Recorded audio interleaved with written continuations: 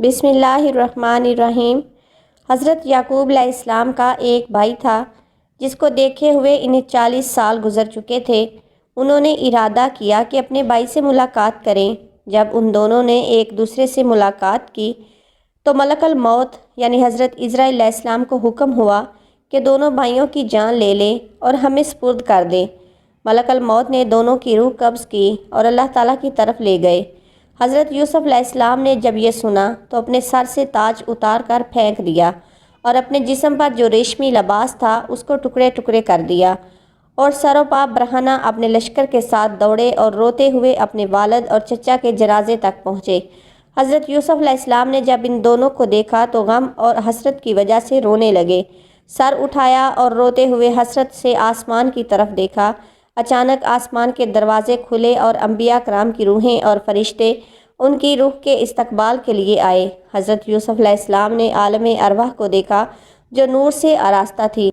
فرشتوں نے شار رحمت کو ہاتھوں میں لیا اور حضرت یعقوب علیہ السلام اور ان کے بھائی کو دنیا سے لیا اور غسل دیا۔ ان دونوں کو بیت المقدس میں ایک قبر میں دفن کیا۔ پس جب حضرت یوسف علیہ السلام تدفین سے فارغ ہو چکے تو دوبارہ مصر آئے۔ خود کو دیکھا 4 غموں نے ان کو لپیٹا ہوا تھا، ایک یتیمی کا دکھ، دوسرا غریب الوطنی، تیسرا والد کی جدائی کا غم اور چوتھا چچا کی جدائی کا غم۔ ان غموں کو برداشت کرنے کی طاقت نہیں تھی۔ جب رات ہوئی دریائے نیل کے کنارے گئے، مصلی بچھایا، اخلاص کے ساتھ کھڑے ہوئے اور رات سے دن تک نماز پڑھی۔ آخر میں کہا، اے اللہ، تو نے بھائیوں کے مکر سے بچایا، عورتوں کے شر سے خبردار کیا اور زندان سے باہر نکالا، حکمرانی دی، رسالت اور نبوت کا لباس پہنایا، علم و حکمت سکھایا۔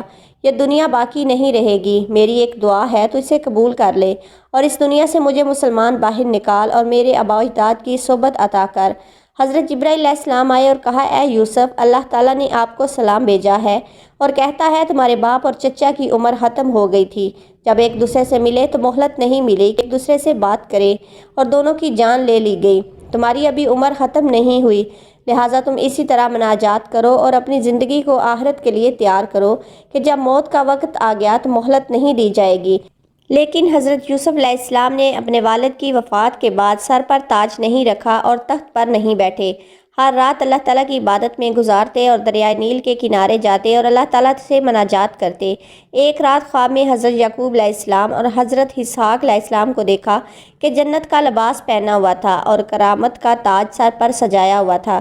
حضرت یوسف علیہ السلام سے کہا، اے یوسف، کئی سال ہوئے آپ کا دل ہم سے ملنے کی خواہش میں جل رہا ہے، آپ کو خوشخبری ہو کہ 3 دنوں تک ہم سے ملو گے۔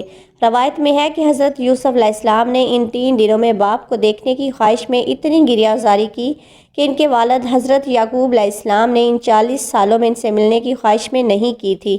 اور پھر تیسرے دن ملک الموت یعنی حضرت عزرائیل علیہ السلام آئے اور کہا، اے یوسف، آپ کی مدت ختم ہوئی، آپ کے آباء و اجداد آپ کے منتظر ہیں اور آنکھیں لگائے ہوئے ہیں تاکہ آپ کو دیکھیں۔ حضرت یوسف علیہ السلام نے سر تسلیم ہم کیا اور ملک الموت نے ان کی جان لی۔ جان لینے سے پہلے ان کا دل تیزی سے دھڑکنے لگا تھا اور اعضاء لرزنے لگے۔ بھائیوں کو بلایا اور ہر ایک کو گلے سے لگایا اور خدا حافظ کیا۔ جب ملک الموت ان کی طرف متوجہ ہوئے تو حضرت یوسف علیہ السلام گریہ کرنے لگے۔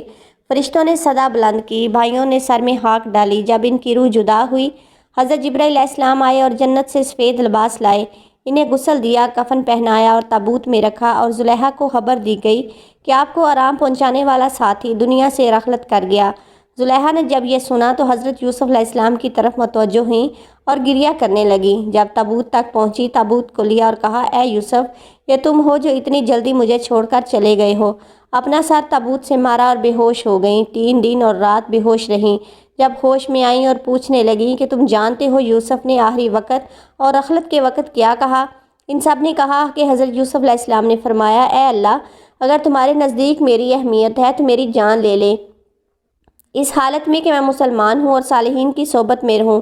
پھر کیا تھا؟ زلیخا نے بھی یہی درخواست کی اور کہا ہے، اے اللہ، میری جان مجھ سے لے لے اور صالحین کی صحبت تک پہنچا دے۔ اللہ تعالیٰ نے ان کی دعا قبول کی اور ان کے جسم سے روح نکلی اور حضرت یوسف علیہ السلام کی روح تک پہنچی اور ان سے ملحق ہوئی، تاکہ جیسے دنیا میں ایک دوسرے کے ساتھ تھے ویسے ہی آخرت میں بھی ایک دوسرے کے ساتھ ہوں۔ پھر ان کے جنازے اٹھائے گئے، مصریوں کی آہ و فغاں بلند ہوئی، ہر کوئی نوحہ کرتے ہوئے رونے لگا۔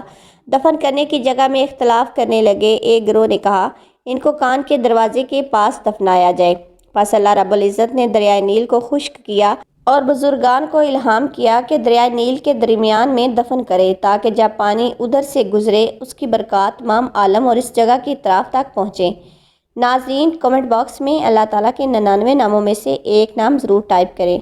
ویڈیو اچھی لگے تو ویڈیو کو لائک، شیئر اور چینل کو سبسکرائب کر دیں اور بیل کے آئیکن کو پریس کر دیں تاکہ ہر نئی آنے والی ویڈیو کا نوٹیفیکیشن آپ کو مل سکے۔